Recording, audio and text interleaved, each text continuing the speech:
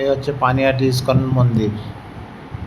আমরা ইস্কন মন্দিরে এসছি, মন্দির আমার দর্শন করা হয়নি। এটা হলো প্রসাদ হল, ভক্তরা প্রসাদ পাচ্ছে। আমরা কিছুক্ষণ আগেই প্রসাদ পেয়েছি। এটা এই হচ্ছে শিব মন্দির, আর এই হচ্ছে গঙ্গা। মন্দির থেকে বেরিয়েই খুব সুন্দর সিঁড়ি করা আছে গঙ্গা, ঠিক আছে।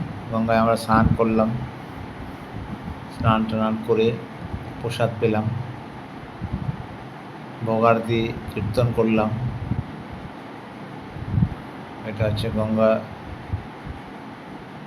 চৈতন্য বাবুর ছবি দেওয়া আছে, তুলসী মহারানী আছে। এটা হচ্ছে আমাদের ইস্কন পানিহাটি, ঠিক আছে। উপরে ব্যানার লাগানো আছে, আপনারা আসুন, দর্শন করবেন। খুব সুন্দর মন্দির, খুব সুন্দর গণিতের বিগ্রহ আছে মন্দিরে, হ্যাঁ। ইস্কন পানিহাটি দর্শন করতে আসুন। এখানে খুব সুন্দর,